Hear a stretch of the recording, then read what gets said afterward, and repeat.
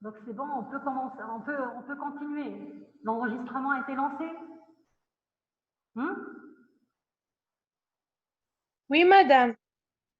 D'accord, donc on continue. OK? Oui, Donc, merci. on était où?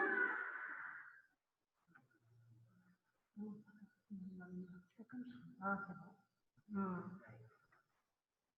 Voilà. Voilà. Très bien. Donc on continue. On arrive aux étapes donc, de transformation d'une cellule normale en une cellule cancéreuse. Donc cette transformation passe par plusieurs étapes. Il y a d'abord ce qu'on appelle l'initiation. L'initiation, c'est quoi? Donc c'est qu'un agent carcinogène, qu'on appelle donc agent initiateur, d'accord? Il va entraîner des lésions génétiques cellulaires irréversibles, c'est-à-dire il va entraîner une mutation, une sorte de dommage au niveau de l'ADN. Mais cette altération, donc cette lésion, n'est pas encore suffisante pour entraîner la transformation. Donc la transformation d'une cellule normale en une cellule cancéreuse. D'accord? Cependant, après cette initiation, donc les cellules lésées sont plus sensibles. C'est-à-dire elles sont en quelque sorte activées. Elles deviennent plus sensibles à la survenue d'autres altérations, donc elles deviennent plus vulnérables en quelque sorte. D'accord? Donc c'est ça l'initiation. L'initiation, donc à vrai dire, si on regarde une cellule initiée au microscope par exemple, elle a l'air d'une cellule normale. Donc le dépistage n'est pas encore possible à ce stade. C'est vraiment un stade de début où il y a l'enclenchement, donc il y a un début donc, de transformation au niveau de l'ADN, mais qui n'est pas encore décelable. D'accord? La cellule est encore tout à fait normale. Et les agents initiateurs, donc on va les voir, donc les principaux agents initiateurs, ce sont surtout donc tout ce qui est exogène, donc ça peut être donc physique, chimique ou biologique. Donc la deuxième phase, c'est la phase de promotion. La promotion, donc c'est un stade réversible. On va voir pourquoi c'est réversible. Et il est dû donc à l'interaction d'autres, donc des altérations génétiques qui sont survenues pendant la stade d'initiation avec d'autres facteurs qu'on appelle les agents promoteurs. Et on va voir c'est quoi ces agents promoteurs. D'accord? Donc finalement, pendant l'initiation, il y a une lésion génétique irréversible qui se fait. Et donc, par conséquent, la cellule devient plus sensible. Elle devient sensible à quoi? Elle devient sensible à d'autres altérations, d'accord? Qui peut être d'ordre alimentaire, ça peut être l'âge, ça peut être l'état hormonal, immunitaire, etc. Et enfin, vient la progression, pardon, et juste pendant la promotion, la cellule devient quand même atypique. C'est ce qu'on appelle, c'est le stade précancéreux, donc pré-néoplasique. La cellule devient dysplasique, d'accord? Ce n'est pas encore le cancer, mais c'est le stade pré-néoplasique pendant lequel donc peut s'effectuer le dépistage. Et enfin, c'est le stade de progression, c'est un stade irréversible où le cancer devient apparent. D'accord? Et bien sûr, il comporte des altérations génétiques majeures. Là, donc, c'est une planche qui résume ces différentes étapes avec les différents facteurs impliqués. Regardez dans la phase d'initiation, les agents en cause sont surtout, donc, on l'a dit, donc des agents physiques tels que les radiations, donc que ce soit les radiations ionisantes ou les UV. Ça peut être des micro-organismes tels que surtout donc les virus, comme ça peut être des carcinogènes chimiques, c'est-à-dire donc des substances chimiques comme le tabac par exemple. D'accord? Et donc là, pendant cette phase, la cellule devient plus sensible, plus vulnérable à la survenue d'autres altérations. Les altérations HEDO seront dues à quoi? Donc, à des agents promoteurs. Donc, si ces cellules sensibilisées vont être en contact avec des agents promoteurs, là, elles pourront se transformer. Si les cellules initiées ne rencontrent pas d'agents promoteurs, elles vont rester initiées tout simplement. C'est-à-dire que c'est pratiquement des cellules normales, je vous ai dit, mais qui sont sensibilisées. D'accord? Les agents promoteurs, c'est quoi? Là, c'est surtout dans tout ce qui est endogène. Ça peut être l'alimentation, ça peut être des facteurs de croissance, ça peut être les cytokines, c'est-à-dire les états inflammatoires. L'inflammation, parce que l'inflammation génère des états d'irritation, donc en quelque sorte l'irritation chronique peut générer donc également des modifications cellulaires. D'accord? Et on l'a dit, donc le stade de promotion, c'est un stade préclinique, donc le plus souvent asymptomatique, qui permet le dépistage, et c'est là qu'on va découvrir les différentes donc, lésions de dysplasie et de cancer in situ. D'accord? Donc l'idéal, c'est de dépister à ce moment-là. Et enfin, le stade de progression, c'est là où le cancer devient apparent. Donc le cancer est là et qu'il faut donc traiter. Donc il est là, donc il peut donner des métastases, il peut évoluer, il peut donc envahir, etc. Donc le cancer est là. OK? Et ce qu'il faut savoir, donc, c'est qu'entre l'initiation et la transformation peut s'écouler donc des dizaines et dizaines d'années. Donc on dit généralement entre 20 et 30 ans. D'accord? Quelques données épidémiologiques. Donc, on l'a déjà vu que la fréquence du cancer donc s'accroît régulièrement. On l'a dit, donc elle s'accroît donc avec donc l'augmentation de la longévité, mais également à d'autres facteurs, des facteurs de l'environnement tels que surtout donc la pollution et l'alimentation. C'est aussi qu'on a la deuxième cause de décès dans le monde, aussi bien dans les pays développés que dans les pays en voie de développement. L'âge, donc le cancer peut se voir à tout âge, c'est vrai, on vient de le dire, c'est l'apanage surtout du sujet âgé. Donc plus on avance dans l'âge, plus on a plus de risques de faire le cancer. Ceci dit, il y a des cancers qui se voient chez l'enfant, chez le nouveau-né, voire carrément donc chez le nouveau-né. D'accord? Le sexe, donc il y a des cancers propres à l'homme, il y a d'autres qui sont propres à la femme, donc c'est dû, donc, par exemple, les cancers gynécologiques, les cancers du sein, c'est compréhensible. Il y a également le cancer de la prostate, par exemple, qui ne se voit que chez l'homme. Mais à part, en plus donc, des cancers gynécologiques et donc urologiques, qu'est-ce qu'il y a? Il y a par exemple le cancer de la vésicule biliaire. On ne sait pas pourquoi. Est-ce qu'il est plus fréquent chez la femme? La même chose, quelques cancers digestifs tels que le cancer de l'estomac et les cancers colorectaux sont plus fréquents chez l'homme. Le cancer du poumon, quant à lui, donc c'est vrai qu'il y a une prédominance d'hommes, mais actuellement, donc la tendance est risque de s'inverser. Donc il y a de plus en plus de femmes qui sont atteintes de cancer du poumon. D'accord? On continue. Donc il y a la répartition géographique. Donc, bien sûr, le cancer est variable d'un pays à un autre. Ça dépend de beaucoup de facteurs, notamment les facteurs extrinsèques et les conditions de la vie. Donc, on peut, par exemple, citer pour les cancers colorectaux, donc c'est l'apanage surtout donc, des sujets qui vivent, donc, on parle, donc c'est un cancer plutôt des pays riches. Donc, il se voit surtout en Europe occidentale, donc l'Europe de l'Ouest et l'Amérique du Nord. Et donc, il est dû à un niveau socio-économique haut. Et on va voir par la suite pourquoi. Le carcinome du nasopharynx, par exemple, le carcinome du cavum, est quasi inexistant en Europe et il est donc très fréquent dans les pays du Maghreb. Et là, on incrimine surtout donc l'infection à l'EBV, d'accord, qui est très fréquente dans les pays du Maghreb, notamment en Algérie.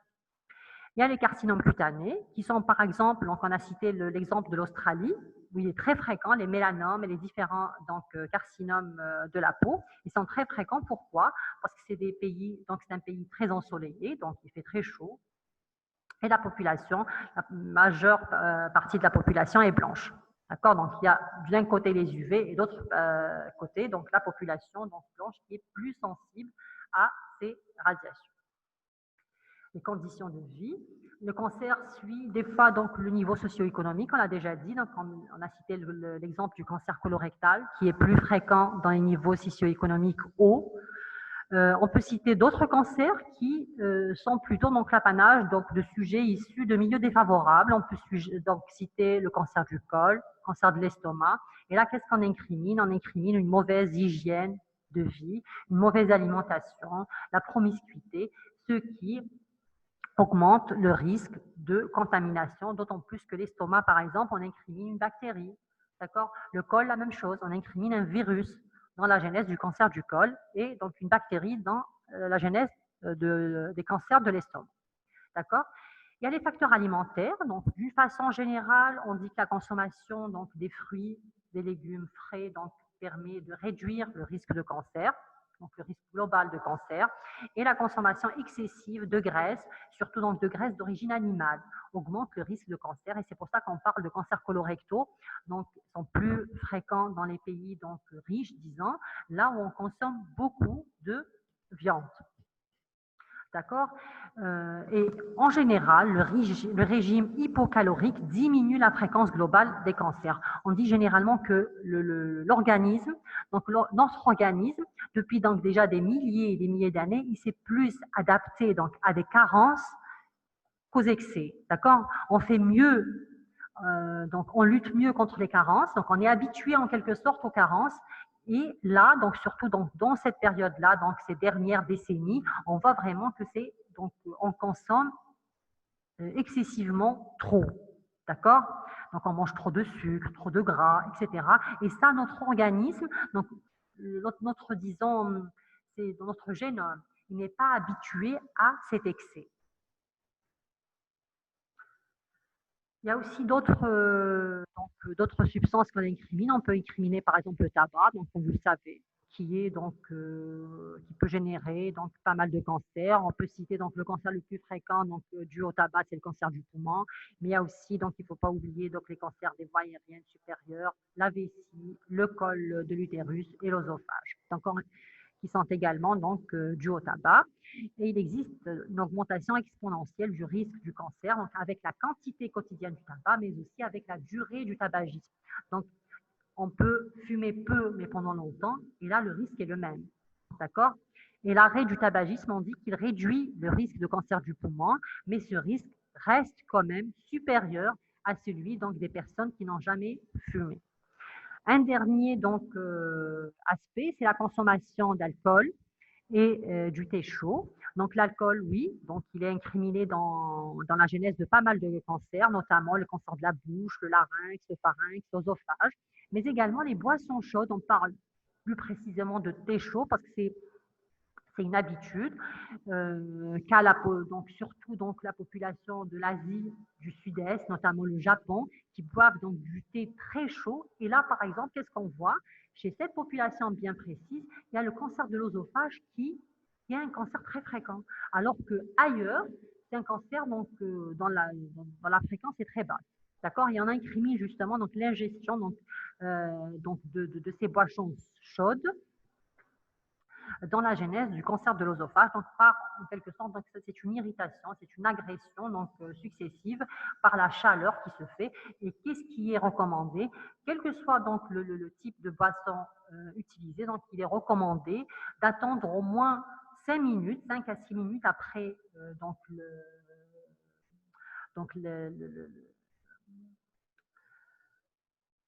après donc l'ébullition, disons, pour boire, pour consommer cette boisson. D'accord? Il y a des circonstances particulières, donc de survenue de certains cancers. On peut parler, par exemple, donc, le cancer de l'endomètre qui est plus fréquent chez la femme ménopausée. Le cancer du pénis, par exemple, qui est exceptionnel chez les musulmans et chez les juifs. Pourquoi? Parce que justement, c'est dû à la circoncision, donc, qui est un facteur donc, très protecteur.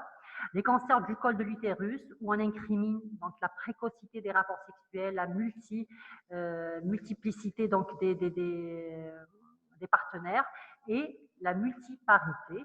Et le cancer de l'estomac, on l'a déjà dit, donc, qui est dû à une infection par une bactérie qui est donc l'Helicobacter pylori. On arrive donc aux facteurs carcinogènes. Donc, ils sont classés en deux groupes, deux grands groupes. Il y a les carcinogènes exogènes et les carcinogènes endogènes. Donc, les carcinogènes exogènes, qui peuvent être de nature chimique, physique, biologique, et qui, après un temps d'exposition relativement long, sont susceptibles de déclencher le cancer. Et on l'a dit, donc les facteurs exogènes, c'est surtout donc, des facteurs initiateurs. D'accord? Et les facteurs donc, endogènes sont principalement de nature génétique, immunitaire, hormonale, etc. D'accord? On commence par les facteurs endogènes. Donc, on commence par les facteurs et on commence dans les facteurs donc, endogènes, on commence par les facteurs génétiques. Et là, donc, il y a une petite précision à faire. Il faut faire la distinction entre prédisposition génétique et altération génétique qu'on retrouve dans les cancers. Par exemple, les facteurs génétiques ont un rôle essentiel, prépondérant, dans les cancers familiaux, d'accord, transmis selon un mode autosomique dominant tel que, par exemple, on peut citer l'exemple d'une tumeur, donc on appelle le rétinoblastome. D'accord? Là, c'est quoi? Là, quand on a un rôle prépondérant des facteurs génétiques, c'est qu'on a une prédisposition génétique. Une prédisposition génétique, ça veut dire quoi? Ça veut dire qu'on est déjà avec une mutation qui prédispose à faire le cancer. D'accord? Généralement, donc, c'est le cancer apparaît très tôt pendant la vie et il peut être donc bilatéral, etc. Il y a toujours des facteurs donc, qui orientent vers une origine génétique au cancer. Mais ce que vous devez savoir, c'est que le cancer est très rarement héréditaire ou familial. D'accord? Il n'y a que 10% des cancers qui sont familiaux, c'est-à-dire transmissibles, alors que la plupart des autres cancers, c'est-à-dire 90% des cancers, sont d'origine sporadique. D'accord? Mais même dans les sporadiques, il y a des altérations génétiques. Mais ces altérations génétiques ne concernent que les cellules tumorales. C'est ce qu'on appelle les mutations somatiques. Et les mutations somatiques, elles ne sont pas transmissibles. D'accord? Elles sont transmissibles uniquement au niveau donc, du clone cellulaire, c'est-à-dire la cellule tumorale, quand elle se divise, elle transmet cette mutation. D'accord? Mais ce n'est pas transmissible, c'est dans le sens où c'est héréditaire. Non, ce n'est pas héréditaire. D'accord? À part, on l'a dit, les cancers avec prédisposition génétique, c'est-à-dire les cancers héréditaires ou les cancers familiaux. Là, on a d'autres types de mutations. C'est ce qu'on appelle les mutations germinales, qui, elles, donc, se trouvent dans toutes les cellules de l'organisme. On n'a pas besoin de prélever au niveau de la cellule tumorale pour trouver cette mutation. Donc, les mutations germinales se trouvent un peu partout. Et là, donc, elles prédisposent à faire le cancer. Et donc, on a 3 types de gènes qui peuvent donc être altérés dans le cancer. Schématiquement, on parle d'oncogènes. À l'état normal, on les appelle également proto-oncogènes. Et là, c'est leur activation. C'est l'activation des proto-oncogènes qui aboutit aux oncogènes.